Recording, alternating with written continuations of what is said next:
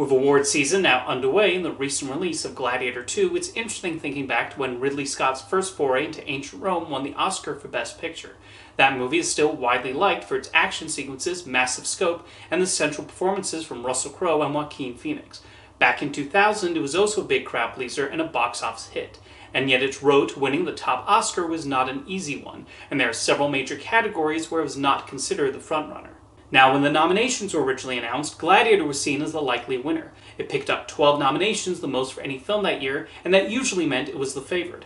However, as the other industry awards handed out their prizes, things started to shift in favor of other movies, with the main competition turning out to be Traffic and Crouching Tiger, Hidden Dragon.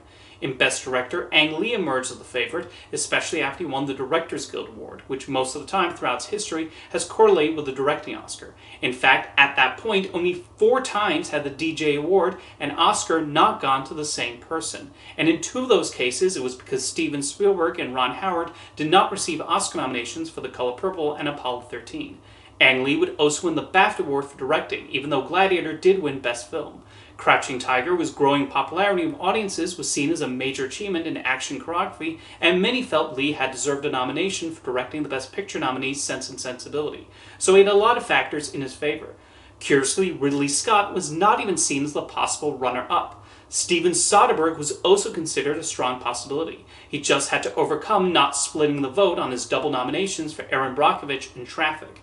In the end, Soderbergh accomplished just that and won for Traffic. Russell Crowe was seen as a possible candidate for Best Actor for Gladiator, but it was still a tight race. Tom Hanks was considered a close competition for Castaway, although working against him was that he'd already won 2 back-to-back Oscars for Philadelphia and Forrest Gump, and the thinking might have been that he was rewarded enough. Ed Harris was on his 3rd nomination for Pollock, and he was widely respected within the film industry, so he also stood a chance. Plus, Marcia Gay Harden won Best Supporting Actress in a surprise upset, so that movie definitely had its share of fans within the Academy. The Precursor Awards did not prove much help in predicting Best Actor either. Even though Jamie Bell won the BAFTA for Billy Elliot, he was not nominated for the Oscar, although this category has never had a history of awarding child actors anyway. Meanwhile, the Screen Actors Guild Award went to Benicio del Toro for Traffic, but he was placed in the Supporting Actor category at the Oscars. Crowe did end up winning the Oscar, but as you can see, it was not a certainty. Best Original Screenplay is particularly interesting, as Gladiator was probably the least likely to win there.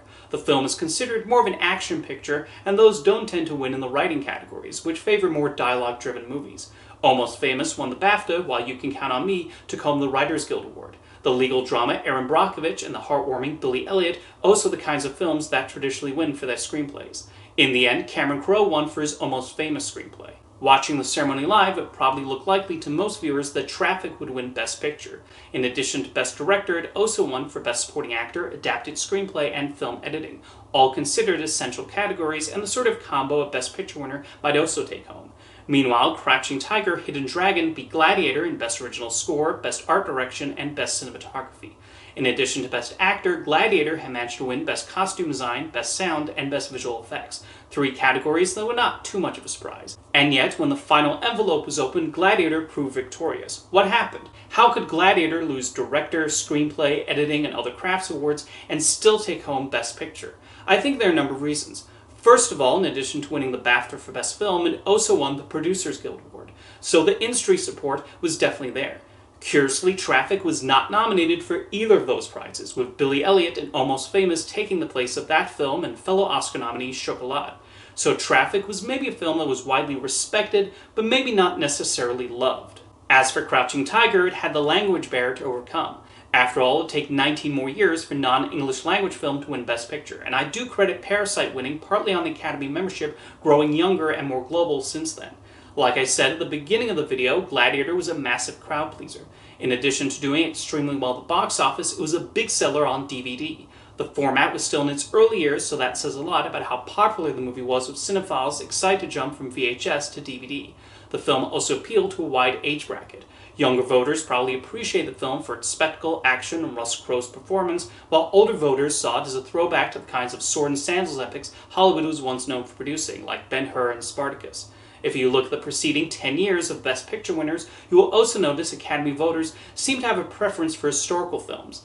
In the 90s, the only movies not set in the past to win Best Picture were The Silence of the Lambs and American Beauty. Now, one person who probably came away from that ceremony with mixed feelings was Ridley Scott. While I'm sure he was ecstatic at his film winning Best Picture, he was not one of the producers, and so walked away empty-handed. Every movie Scott has directed since then, he has been credited as a producer on, and I don't think that's a coincidence. What's interesting is the same thing would happen 2 years later with Chicago. That popular musical won Best Picture, won Acting category, and a number of crafts awards, but not director and screenplay. Ron Marshall did win the Directors Guild Award, so he had much better odds than Scott.